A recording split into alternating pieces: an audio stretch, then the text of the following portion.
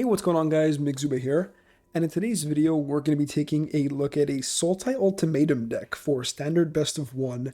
So Ultimatum obviously is going to be a powerful deck in this standard, just like the last one, but it got some new cards to play with, and I don't know if it's going to be the best thing to do for Ultimatum, but I sure as hell am going to try them out. One thing I noticed is that it's very hard to make cuts to the Ultimatum deck, so we're trying out a couple new things here and there, but the main reason we're playing Ultimatum on day 2 is because of this card, Professor Onyx, right?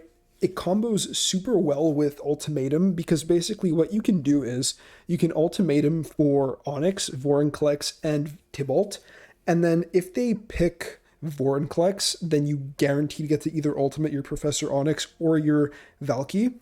And if they don't pick Vorinclex, well, you get Professor Onyx and Tybalt. It's sort of the same thing as the Alrund's Epiphany loop with the Tybalt, but it gives you the option to have two ultimates, or two Planeswalkers, or a guaranteed Planeswalker ultimate. And aside from that, this card is very powerful. We'll go over its ultimate first because it's mostly here as a ultimatum target. So -8, each opponent may discard a card. If they don't, they lose 3 life. Repeat this process 6 more times. So basically, they're potentially burnt for 18 if they don't have any cards in hand, and if not, it makes them wipe their entire hand and they lose a fair amount of life. So really powerful ultimate, and you still have the Planeswalker left over after casting it off the ultimatum. It has a passive, Magecraft. Whenever you cast or copy an instant or sorcery spell, each opponent loses 2 life and you gain 2 life, so you can deal the last couple points of damage just by literally casting most of your spells. +1, you lose 1 life, look at the top 3 cards of your library, put one of them into your hand, and the rest into your graveyard. So even if this thing ultimates, it gets to stick around at 2 loyalty. You get to plus it up and draw some cards every turn, as well as potentially drain your opponent passively. And then -3, each opponent sacrifices a creature or a creature with the greatest power among creatures that player controls. So a removal spell on the creature as well. Very similar to Valky or Tybalt in the fact that it has a card advantage plus a destroy a creature, or basically, yeah, pseudo creature destruction on the minus, and a very powerful, not game ending, but nearly game ending ultimate. And even if both of these Planeswalkers don't get to ultimate, if we get them both on the field at the same time, we're essentially drawing 3 cards every turn and threatening to remove 2 creatures at least once. So I'm a big fan of that sort of combo with the ultimatum, and I think this is one of the better shells for Professor Onyx. I don't need to go over the whole deck, you guys know how Ultimatum works, so we're going to cover a couple of the new cards. I've dropped off a couple removal spells at 2 to try out Witherbloom Command, so we might want more of these, we might want less. The fact that it's a sorcery kind of bums me out, and the mana cost is pretty steep in the fact that it's just 1 black, 1 green pip, so you get to choose 2, which is one of the benefits of running this. So you get to mill 3 cards from either you or your opponent, and then return a land from your graveyard to your hand, so it can potentially fetch a land, which could be useful, or destroy target non-creature, non-land permanent with mana value 2 or less. So basically like ultimatums, which is like, ultimatums, tomes, Mazemind tomes, right? We're trying to take out Mazemind tomes and other cheap artifacts and maybe enchantments. I'm more looking at like cheap artifacts, take out with this, but it's not really here for that mode. Target creature gets -3, -1, which can be better against mono white like the dog. We have the Seasoned Hollowblade, that kind of thing. So it's replacing like 1 eliminate. And target opponent loses 2 life and you gain 2 life. So this can potentially be a sorcery speed, kill a thing, gain 2 life, deal 2 damage, which is pretty solid. It could also be a sorcery speed, draw a card, gain 2 life, deal 2 damage, kill a thing, draw a card. Like, it's very versatile, so I think it has a spot in the deck. Aside from that, we have 1 Kasmina. This is one of the cards I'm more iffy on, but I do think it's worth trying out. You can't fetch it off Ultimatum, which is unfortunate, but we are running Vorinclex, meaning it can enter the battlefield with 4 counters, plus up once, and it'll be at 8. That's kind of like Christmas Land scenario. It has the passive text that each other Planeswalker you control has the loyalty abilities of Kasmina.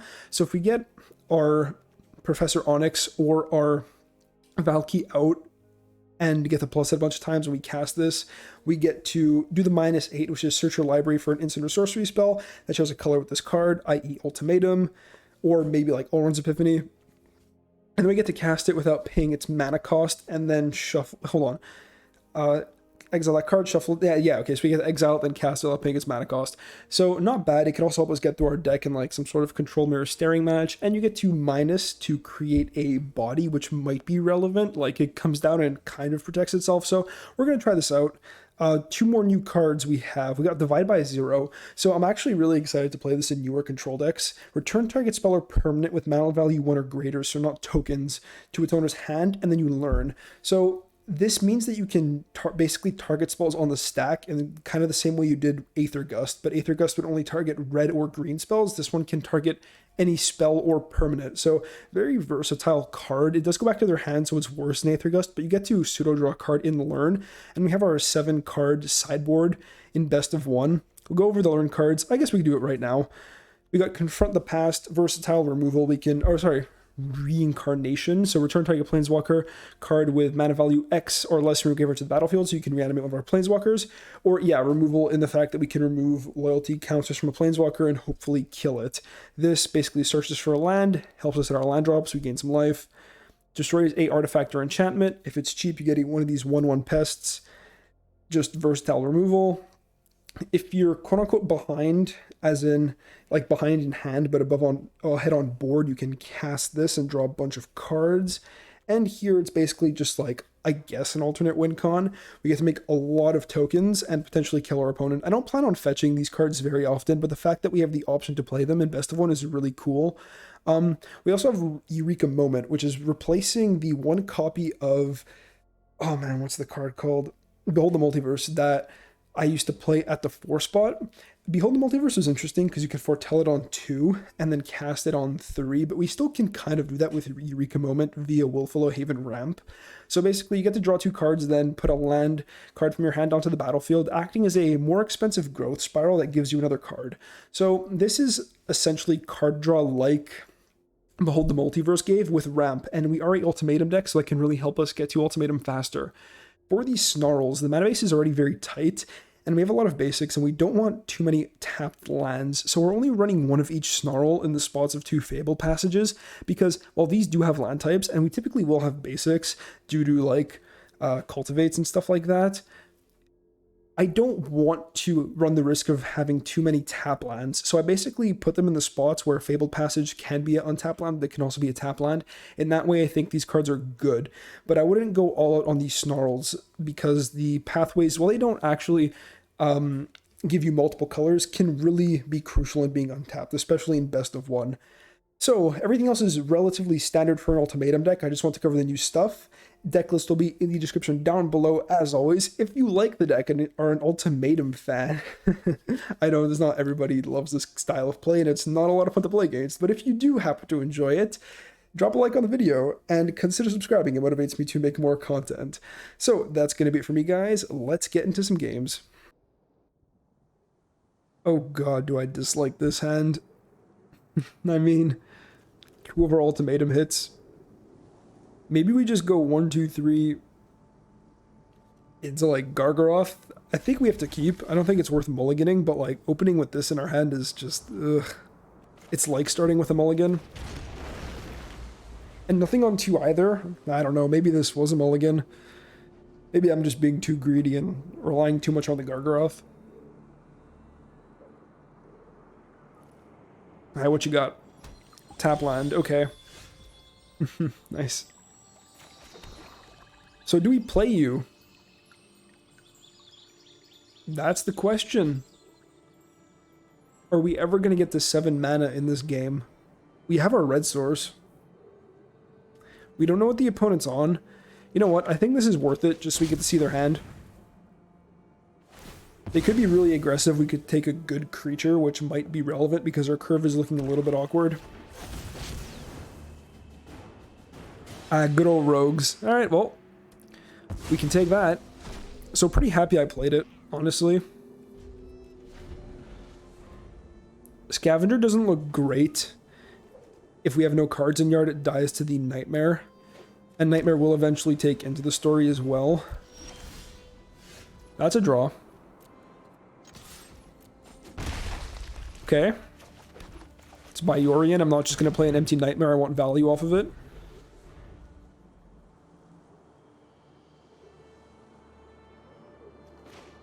Lots of blinkables with the Yorion in hand feels good.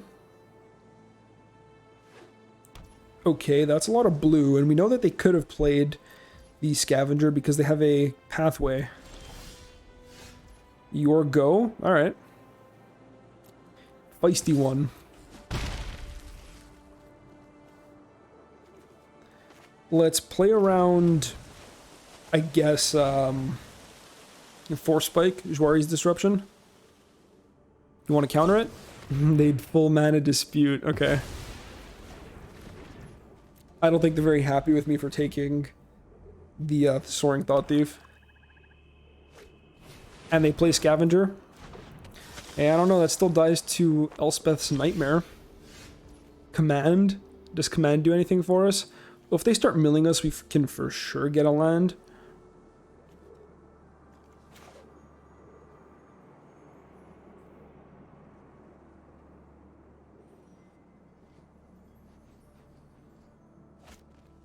I think we go for this because mana ramp is important, and we can get into their hand later. They're going to have more targets for this Nightmare. And our grave isn't very full anyways, so it's not like these cards are alive. And yeah, this kills cheap rogues, like Thought Thief. Sorry, not Thought Thief. Thieves Guild Enforcer. Heartless Act. Alright. Like I said, they're going to get their card back eventually. And now we know their whole hand. Kazmina, what do you do for me? Not too great against rogues, if I do say so myself, because whatever we keep on top of the scry, they can just mill. But maybe it is worth playing and then forcing them to go after. Like, they're not going to counter it, and they can't counter it. They can play Thought Thief, it can attack Kazmina, it doesn't bring it down.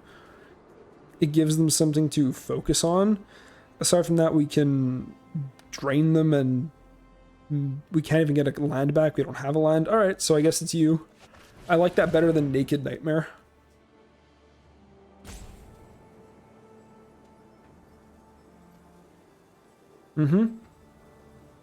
Missing lands here, or not hitting all our land drops, is unfortunate.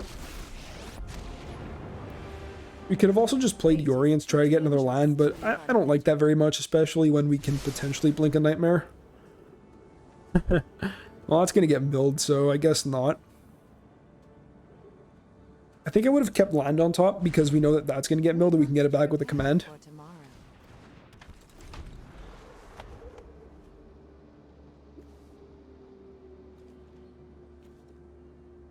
So if they only mill us for 2 and they actually hit a land... Alright, so this is the play pattern that we can do. We can play Witherbloom Command. Oh no, we can't because it's going to put a land in our yard anyways. Okay. Alright. Slightly unfortunate. 5. Yeah, okay, never mind.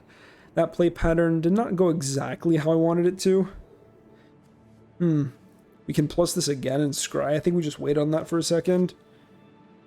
I mean, we can play Gargaroth, but it just gets drowned. But maybe that's okay. Maybe we're just supposed to let them drown the Thought Thief. And then we hit a land. Alright, let's see if we can actually resolve a Nightmare.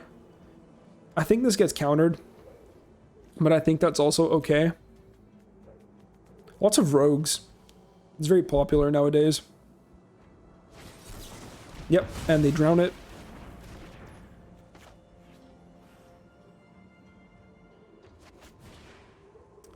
So we're going to do that. And we're going to do this. So you're going to mill.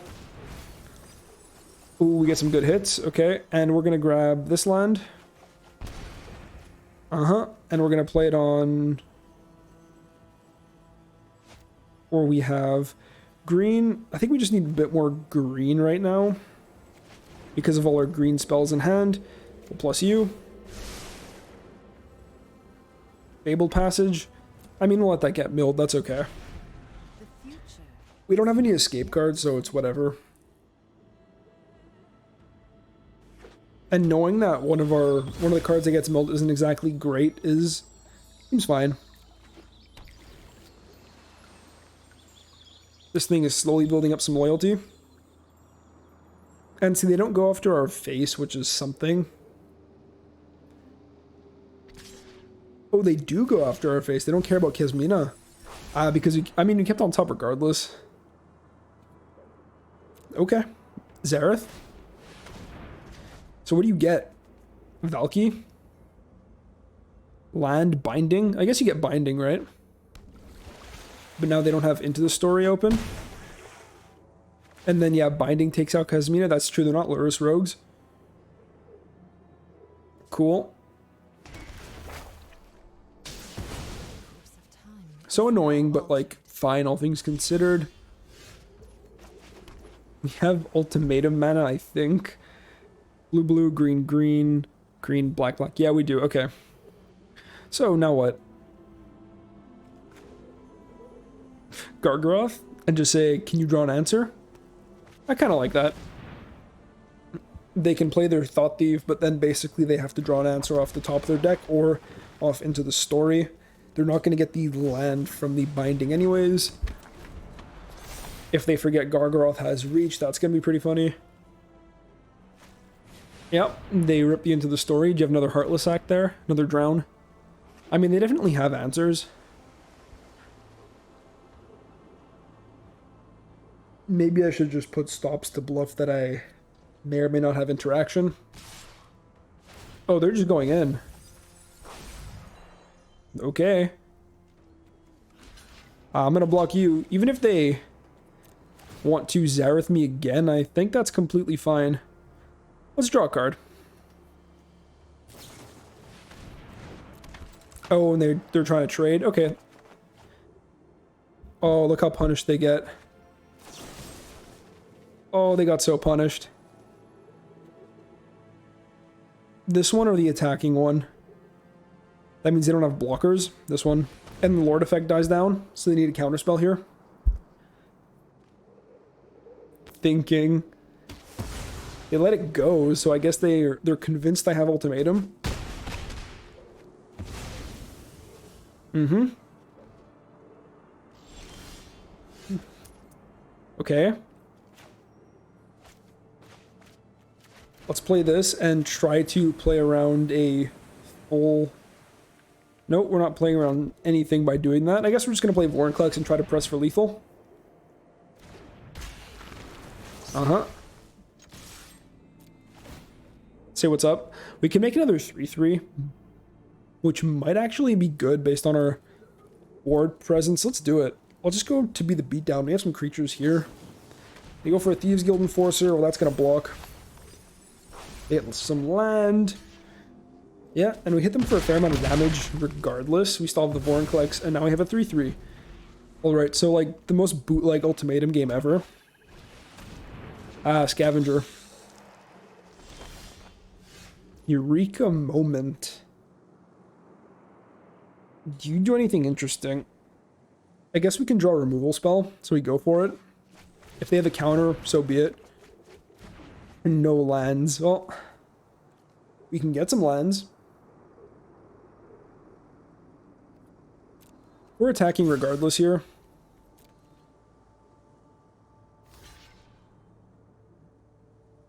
They're going to gain 9 life, which sucks, but we can't just not attack because then they're going to start attacking us with the Scavenger.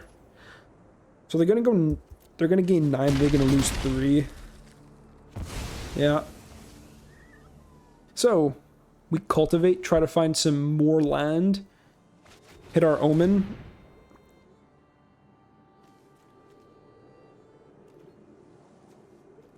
And then we can have a solid Yorion turn with Omen and Chariot on the board. We're still in this game. Even after taking a Zareth-san hit to the face. And opponent has 1 card, okay. Pretty aggressive, especially when they're far from milling me. So Zareth. Nope. And we definitely want to pretend we have a Heartless Act. So, we do this. I don't think this is very good right now. We don't have that many cards in hand and it's very expensive. Okay, lots of land then. Cool. And we got in there. Okay. So I guess we could just put this on black. Chariot. Yorion. And we go even wider. Still holding up 2 mana in case we hit interaction off the Omen. I mean, I'm not going to turn down an ultimatum, right? Maybe that's greedy, maybe not.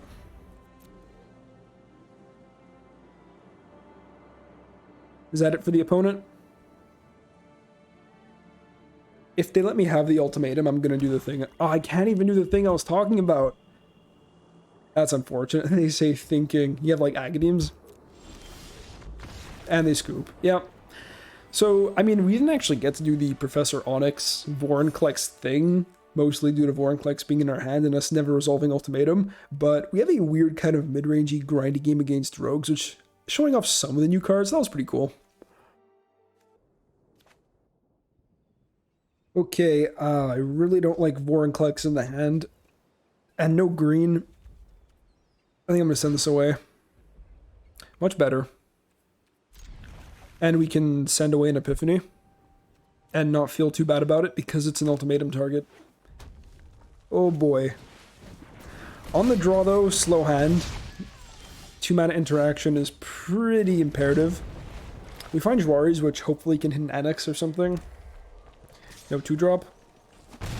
No 2-drop, that's also good. So it means they probably have a lot of 3s. And Heartless Act, alright. Deck is coming through. Deck is pulling up.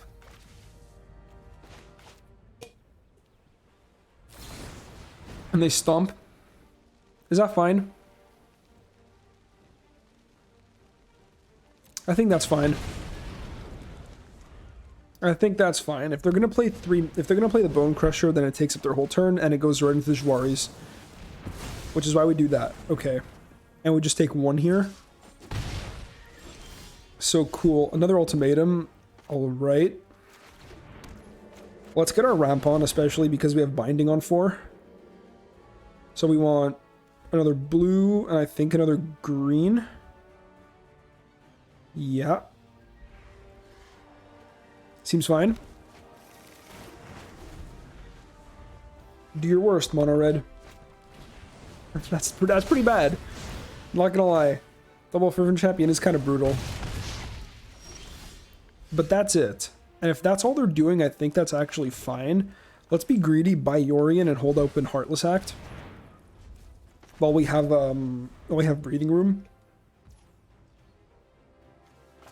Alright, now I get to blow up one of these champions. We're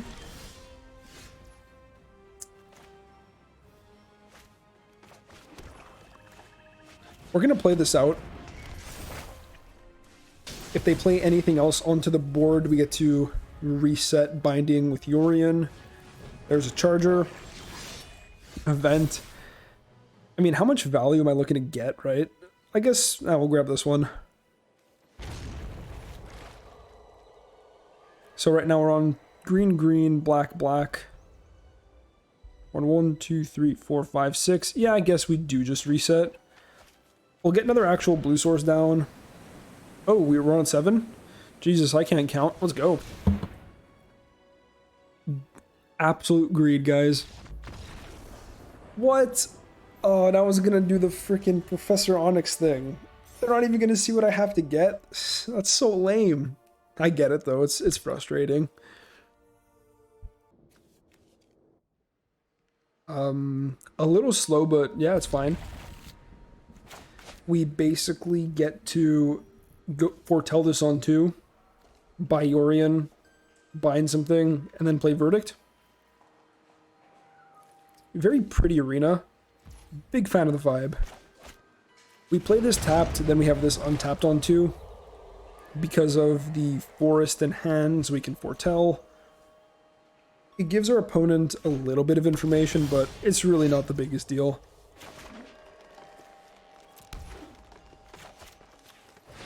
Go for that little foretell. Just something to do with 2 mana. Okay. And we're up against Adventures. Let's buy Yorion. Verdict looking really good. And binding on 4 into Yorion on 5 is pretty sweet. Pretty standard Kaldheim stuff. We're just trying to hit that ultimatum so I can show you guys what's up. Ooh, there it is. There it is. Okay, so we'll put you on blue. Bind away the Mammoth.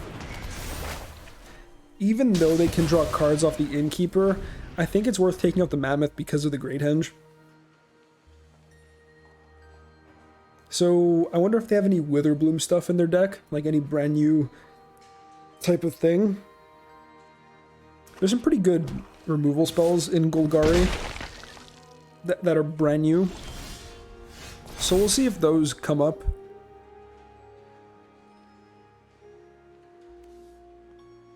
Let's just grab this. Now, how greedy are we going to be? How greedy am I going to be? I can bind this Innkeeper. Or I could just chill and play Omen. I mean, Innkeeper is like a pretty must-kill threat, right? If I play Omen, I have another land drop, so we can definitely hit something. But if we don't, it's just unfortunate. Let's make them answer me. Let's be greedy, we'll just get more mana. It's fine. It's not perfect, but it's fine. Especially because as long as we ultimatum, we should be okay. And we're so ahead already. Like, I'm trying to eke out every possible point of value, but I don't think that's where we need to be. Yeah, and even if they murder us out of this Yorion, like, we take out the Innkeeper so they don't get to draw a card. And if we don't hit our land naturally, then we get it off binding, so a turn later we get to play it. Ooh, Vivian. Okay. Dies to binding, so that might be the priority. I'd like you to meet my friend, Stompy.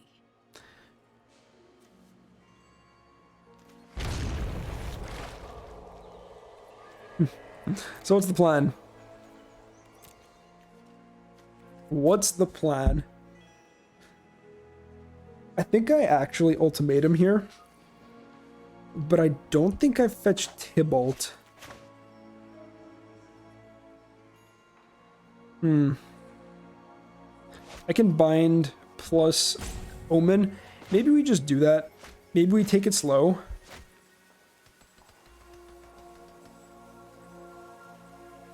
Sure. Let's take it slow. Maybe this is incorrect, but I think this is all okay. Especially because, oh, maybe I should have just played the Epiphany. Jesus Christ, guys. I'm not looking there. It's fine. This is fine. Excuse the blunder, but we're gonna see if we can do the thing right now. And we still get to use all our mana pretty efficiently. The opponent is gonna have to commit to the board. I do actually think this is pretty good regardless. We just would have had more birds on the field, which maybe we don't even want, because if they play a lot of things to the field, we might just want to Shadow's Verdict. Like, 5 mana 4/3, 5/4 is, like, okay. They could have sacrificed this to have it for cheaper.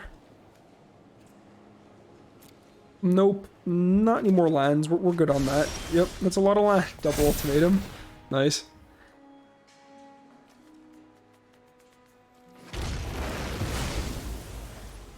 Okay. So now disgusting things happen.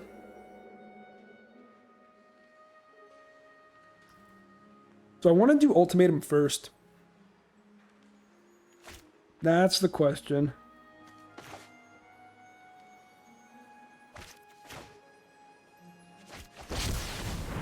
Let's go here first. I think I'm giving this way too much thought. We can scry, just to have something to do with our mana. I mean, this is fine. We don't actually need the verdict. Eliminate can take this thing out. Okay. Death Touch Birds. Cool. Now, we'll do the thing. Vorinclex. Professor Onyx. And where's the other boy? Valky. Oh, we did it, boys. We did the thing. This is the opponent's scoop. Ah. What's your choice? Yeah, we get to ultimate regardless. They put back the Vorinclex. Nice. So we just have to settle for double planeswalkers. It's a sad time. So how do we want to do it? Even you can master death. So do we want to, like, how do we want to draw cards? This takes out one thing. We can probably use... So we'll go here. Exile this.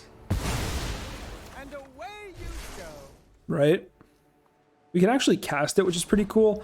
I think we plus here.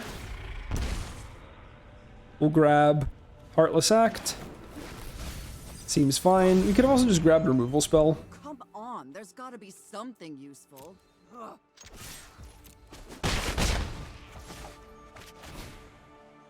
We're going to sacrifice one of our birds and get the Bayou Gruff. Alright, so even though we don't get crazy ultimates, we do ultimate into double super powerful planeswalkers, which I think in this case was better than the extra turn. It's not always going to be the correct thing to do, and I did also kind of want to show the combo off for the video, but yeah, now that Ultimatum's getting established, there are a ton of good hits. I just think it's really fun to explore the newer ones, like you. Alright guys, and we are back. So, Professor Onyx, I'm pretty sure she does have a home in this new deck. It's an alternate option to Valky, but the fact that you can threaten to get them both at the same time is really cool. I think that this card might be better in control mirrors, or in what we just saw, like a sort of mid-rangey matchup, whereas Valky, I think, might be more powerful against creatures, because, I mean, I guess you can go long depending, but if the graveyards are empty, Onyx is really good and like your opponent's hand is full. This can give you more card selection than Valky, and I don't know. The minus is, I guess, a bit more flexible, where the sacrifice can come in handy. They're near the same power level. Valky's ultimate's more powerful if there's more cards in the yard, and Professor Onyx's is more powerful if there's more cards in hand and the opponent's had a lower life total. But I think that they both go together so nicely in the deck that they're both worth playing. Aside from that, I was not really impressed with Kismina. I didn't think I would be, but yeah, the Rogues matchup just kind of showed that. I don't know. It's not that great of a card. I just thought, we're in the colors, you might as well test it out, see if the opponent ignores it for a little bit too long and we get a free tutor of an ultimatum. Aside from that, Witherbloom Command I actually do think has a home in this deck, because the versatility is really solid. Maybe it's just in the sideboard in best of 3. I did have a game where I played Divide by Zero, and it was very lackluster. The fact that we have that mana value 1 or greater clause just hurt me because the opponent had a big token on the board. So I was just like, you know what, this is painful, we're not going to include it. I think this is going to be better in actual control decks instead of just ramp ultimatum piles. And Eureka Moment, I really do think this has a home. We get less card selection off our drawing, but we do get to ramp, and this ultimatum deck has a lot of ramp elements to it, and having just one more can come in really handy.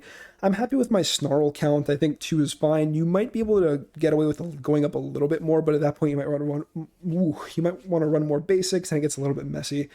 Anyways, guys, again, deck list will be in the description down below as always, and I will catch you in the next one. Peace out.